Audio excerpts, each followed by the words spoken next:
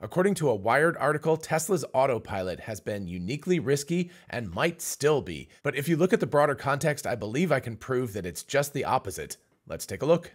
Hey y'all, it's Dr. Know-It-All. First of all, before I start this episode, I want to show that I have the FSD Supervisor shirt now because we have moved on from FSD Beta to FSD Supervisor. So yes, I am coming into this with a bias. I have to admit that. I'm coming into this with a bias that basically I don't believe what the Wired article's headline is, and I think that statistics prove otherwise. But of course, I want to be reasonable and I want to examine the evidence that's presented. Of course, the article is based on a National Highway Traffic and Safety Administration, or NHTSA, report, but what Wired does is paint this in the worst possible way.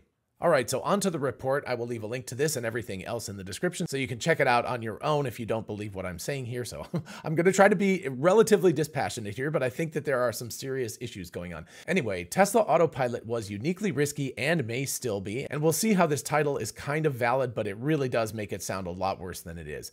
In an investigative report into crashes and deaths associated with Tesla Autopilot, federal regulators, in other words NHTSA, concluded the system lacked standard protections. And just real quick to put this in context, this is specifically autopilot and not full self-driving, and this is historical before Tesla made the over-the-air software update that changed the nagging from annoying to ridiculously annoying. And I guess if you drove autopilot, it went from very little annoyance to the standard annoyance that we full self-driving people have been used to for a while. So it was a significantly more impactful update for people who were using autopilot and hadn't really had a lot of nagging previously. So in retrospect, it was probably for the best that Tesla went ahead and did this, because it sounded like people were sort of abusing the system as it was. So first of all, it's very important to separate autopilot versus full self-driving. So autopilot is the kind of lower end thing. It's the basic stuff that comes with the Tesla: lane keeping, traffic aware cruise control, stuff like that. So it's the basic package. Doesn't do lane switching, doesn't do, turning at lights, stopping at stop signs, all of that kind of stuff. That of course is the full self-driving thing, which is different from autopilot. So with that context in mind, onto the article. A federal report published today found Tesla's autopilot system was involved in at least 13 fatal crashes in which drivers misused the systems in ways the automaker should have foreseen and done more to prevent. Not only that, but the report called out Tesla as an industry outlier because its driver assistance features lacked some of the basic precautions taken by its competitors. Now regulators are questioning whether a Tesla Autopilot update designed to fix these basic design issues and prevent fatal incidents has gone far enough. These fatal crashes killed 14 people. Interestingly, we've got 13 people up here and 14 down here. It's a little bit odd, but I don't know. These fatal crashes killed 14 people and injured 49, according to data collected and published by NHTSA, the federal road safety regulator in the US. At least half of the 109 frontal plane crashes closely examined by government engineers, those in which a Tesla crashed into a vehicle or obstacle directly in its path, involved hazards visible 5 seconds or more before impact. That's enough time that an attentive driver should have been able to prevent or at least avoid the worst of the impact, government engineers concluded. So of course, half of 109 is about 55 accidents that could have been avoided according to this. Now, of course, we have to put this in context that at no point has Tesla said that the vehicle itself was driving the car. This has always been the driver's responsibility. So saying an attentive driver would have prevented the accident is a little bit ridiculous because an attentive driver should always be behind the wheel. We do not have level 3 or level 4 autonomy right now. We have level 2 autonomy, which means that it's doing things as an assistance package to the driver, not replacing the driver. So the driver is legally responsible for what they're doing, insurance-wise they're responsible, and just morally and ethically responsible for this as well. So that means that this is all on the driver to be attentive at this thing. The complaint here was that the autopilot system, and again, not full self-driving, autopilot, was not nagging the driver enough to be attentive, and therefore the driver was allowed to be unattentive. So that's all this investigation is really talking about. It's not who is responsible for these accidents, because of course that is whoever was driving the vehicle at the time, but whether Tesla should have been nagging people who were using autopilot, again, not full self-driving, more frequently and more aggressively than it did. So that really is the scope of this investigation, but if you read the title of this and many other articles, it makes it sound significantly worse than what this investigation was actually covering. And just as a reminder, Tesla has already updated the software, did not have to recall the cars, they just pushed out an over-the-air software update that made the basic autopilot system nag people to the extent that the full self-driving system does. So it really annoyed the people who had autopilot only, because I guess apparently there was never any nag previously. So again, that would be on Tesla. They probably should have had a more aggressive nag in there previously, but this has already been corrected, and the investigation, of course, is in arrears about things that happened before that over-the-air update. And then, of course, we get to standard journalistic practices. We have been talking about statistics and stuff, but now they want to bring in an anecdote of a single event. Every one of these events, of course, is a tragedy, and it would be great if they could be avoided. But let's recall that we have a massive number of injuries and fatalities just in the United States. We don't even have to worry about the rest of the world. But just in the US, automobiles cause immense amount of property damage, injuries, death, pain and suffering, etc., etc. Automobiles are just an inherently dangerous technology. You've got, 3,000 or 4,000 pounds moving down a road at up to 70 or 80 miles per hour. That's just an inherently dangerous situation, and bad things are going to happen from time to time. Anyway, on to the anecdote. In one such crash, a March 2023 incident in North Carolina, so just over a year ago, a Model Y traveling at highway speed struck a teenager while he was exiting a school bus. The teen was airlifted to a hospital to treat his serious injuries.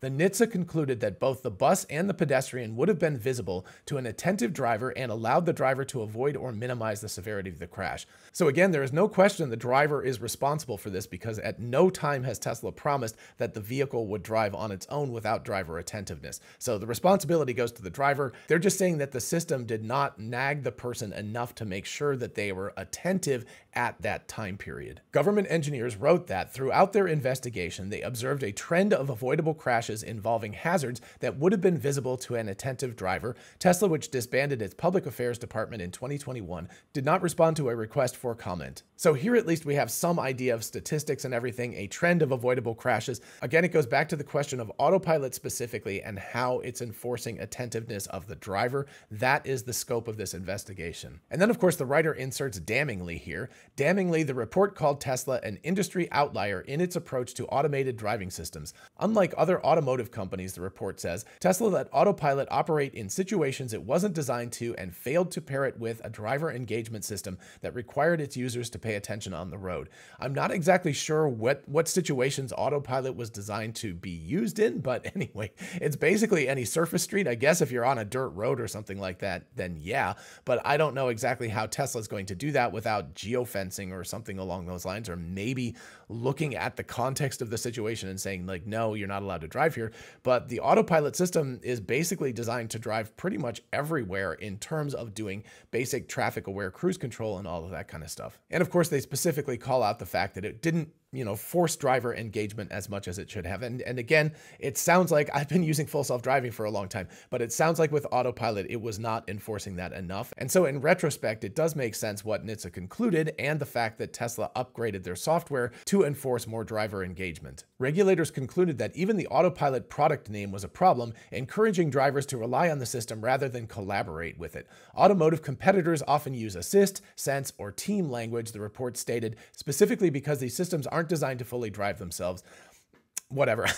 I don't know. I don't know that you shouldn't probably be taken in by a name, but anyway, it's pretty clear when you sign the initial agreement and then every time you want to engage the system, it says keep your hands on the steering wheel. The car communicates with you that it is not fully autonomous and that you have to remain attentive. So take that as it is. I don't know. That's an extra thing, and I don't know that it really matters, but Germany thinks it matters, and maybe the US will follow suit and force Tesla to rename their software. I don't know. Last year, California state regulators accused Tesla of falsely advertising its autopilot and full self-driving or FSD systems, alleging that Tesla misled customers into believing cars could drive themselves. In a filing, Tesla said that the state's failure to object to the autopilot branding for years constituted an implicit approval of the car maker's advertising strategy. So again, this is more of a question of semantics and everything. I'm not going to really worry about that too much, but that is part of the finding, so I guess it is reasonable to at least mention it. Then we get to something rather interesting here from my own experience. The NHTSA's investigation also concluded that, compared to competitors' products,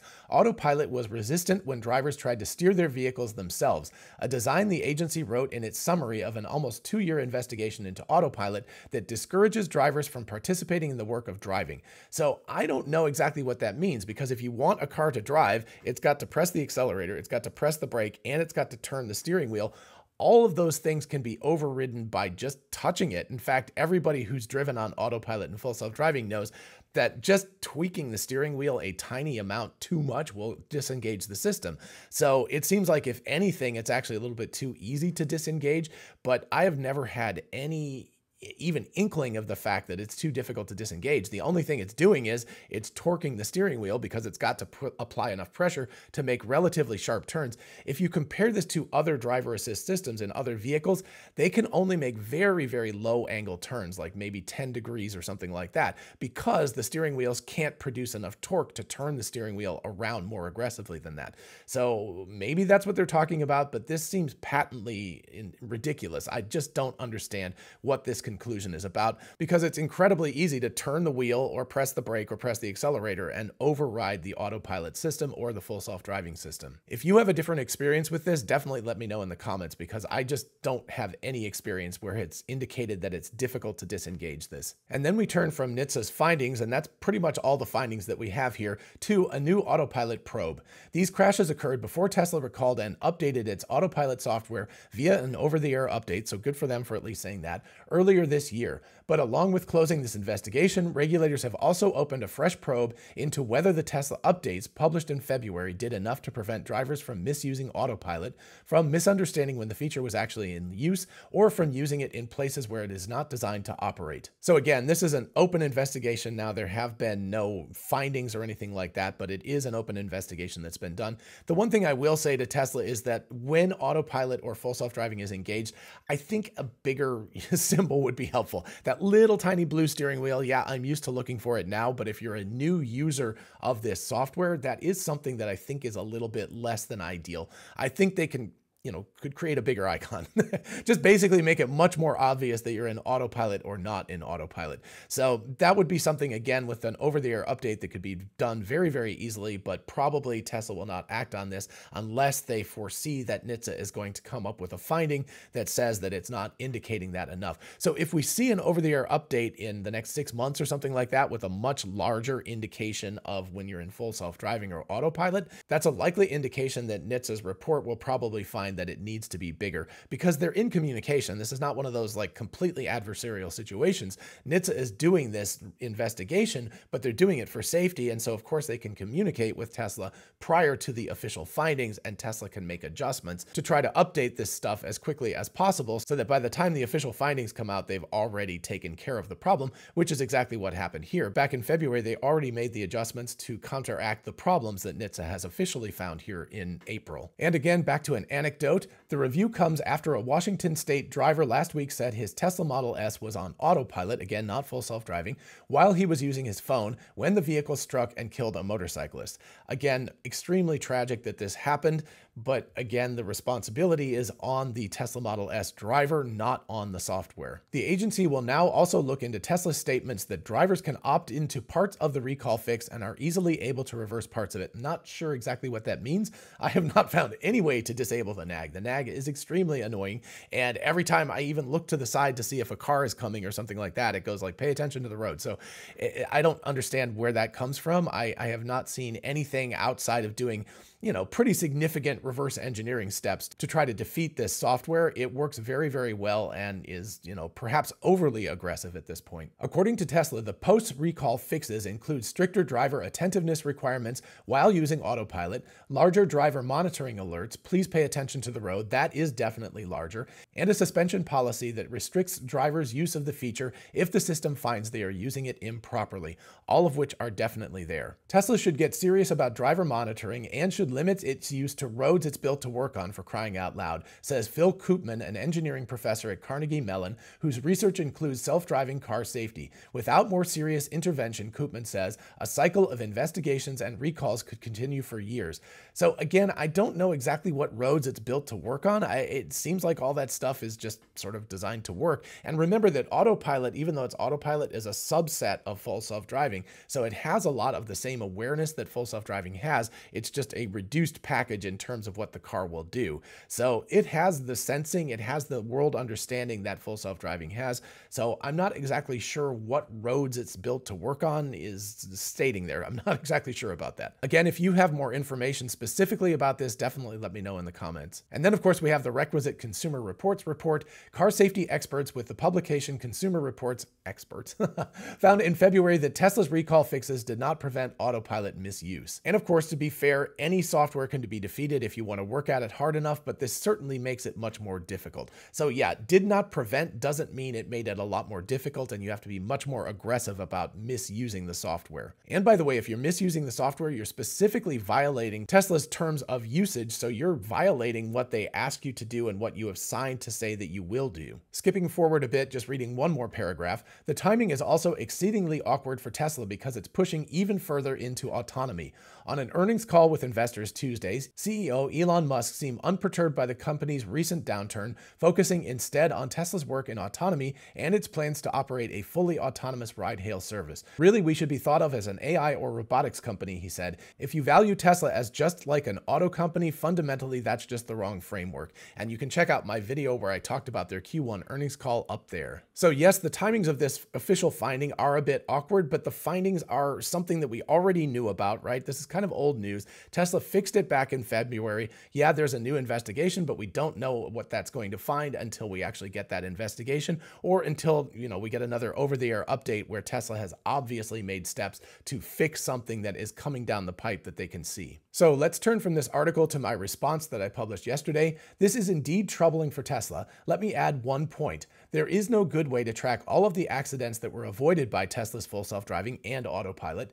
This leads to a massive negative bias towards its shortcomings rather than a balanced view of the good and the bad. Tesla, might I suggest you add to your data flywheel capturing events where full self-driving clearly intervened, saving a potential accident. These can be anonymized and used statistically to counter the negative bias that arises from high publicity accidents. So what does this mean? This means that every time there is an accident, especially with something like Tesla's full self-driving, it's a major publicity event, right? It's the same thing as if an airplane crashed or even had a rough landing in the United States or even a near miss. You get this giant, publicity that happens. There's big news about it all. But what you don't get is news about every single safe flight that happened that day and over the past months and how few accidents there are. Traveling by air in the United States right now is incredibly, incredibly safe. But anytime there's any kind of accident or even a near miss, you hear about it in the news, which creates this negative bias that makes it sound like airline travel is much more dangerous than it is. At this point, while I'm recording this, there are thousands of airplanes in the air in the United States,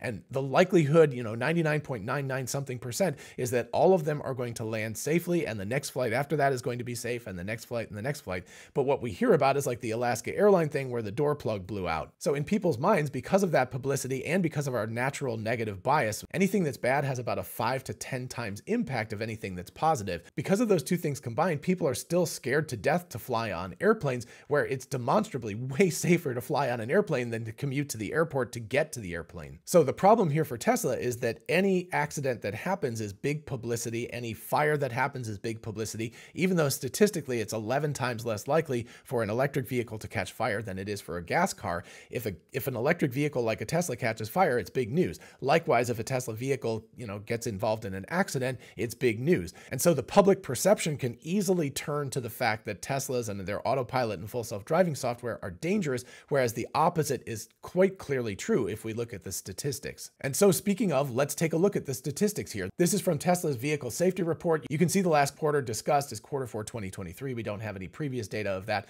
but you can see the dark blue line here is Tesla vehicles using autopilot. I assume that's autopilot plus full self-driving, but you can see the million miles driven before an accident is generally speaking over 5 million miles between accidents using this technology. And then the light blue line is people driving Teslas without autopilot, and then the gray line is the fleet average of the United States. So you can see statistically that Teslas are incredibly much safer than driving a vehicle on your own, including if you drive a Tesla on your own. And again, to help contextualize all of this stuff, let's look at this graph from their Q1 earnings report. You can see up here the number of full self-driving miles that have been driven. This is not autopilot, this is full self-driving, but I want to point out the fact that what we're looking at is a very, very steep ramp in the number of miles that are being driven on full self-driving. And likewise, we're, going to get something similar to this on autopilot. I don't have the graph for that, but basically you can see that this number is going up very, very rapidly. Up to November of 2022, we had maybe 200 million miles that were driven on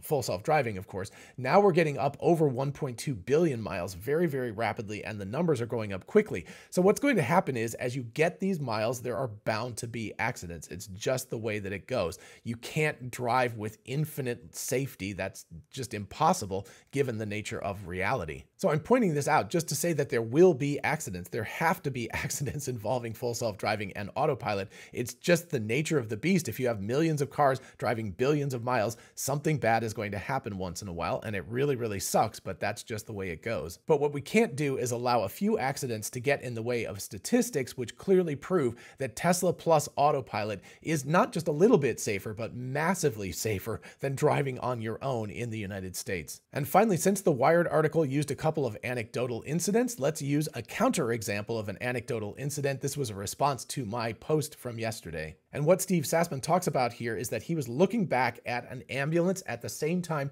that a person cut in front of him, but that the Tesla, because it was paying attention and, could look around 360 degrees and everything, avoided what would have been, a nasty fender bender. Probably wouldn't have injured anybody, but it would have caused property damage, and it would have just made everybody have a really, really crappy day. So, this is not preventing a fatality here, but it is an individual incident where you can clearly see that full self-driving saved an accident from happening. Okay, guys, this is pretty wild. This just happened in Flagstaff. There was an ambulance, which made me look. If you see right there's the ambulance, and then boom, this car cut right in front of me.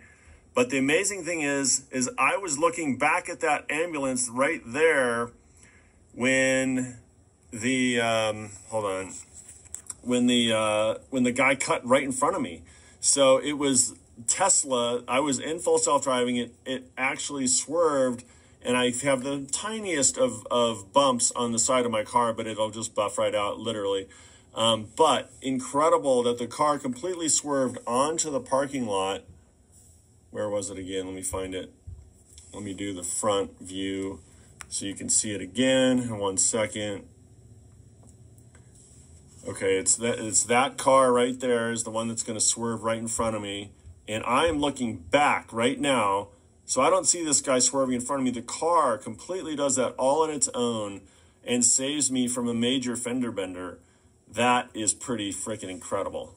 So yes, again, this is anecdotal. This is just a single incident, but this is the kind of thing you don't see reported in the news, right? You don't see the accident was avoided. All people really care about is if it bleeds, it leads, a big accident happens or something like that. So this is the kind of thing that I think it would be valuable if Tesla could figure out how to capture. Again, not to call out anybody specifically, but just to say, like, here is a collection of 50,000 accidents that were avoided. And yeah, there were 3 accidents that happened and those suck, but we also avoided 50,000 accidents or something like that, right? Or at least a suggestion of that, just to point out the statistically overwhelming nature of the safety of the software. All right, so that's the Wired article about the NHTSA report. The NHTSA report is not nearly as big a report as the Wired article, and several other headlines are making this sound. It's something that Tesla has already dealt with. Yes, there's a new investigation into whether it was good enough dealing with it. But again, this all comes down to alerting the driver and making sure they're attentive. It doesn't really go into the fundamental details of whether this software is any good or not. And let's remember that this is all version 11 of the software, not version 12, at least until the current investigation that's going on.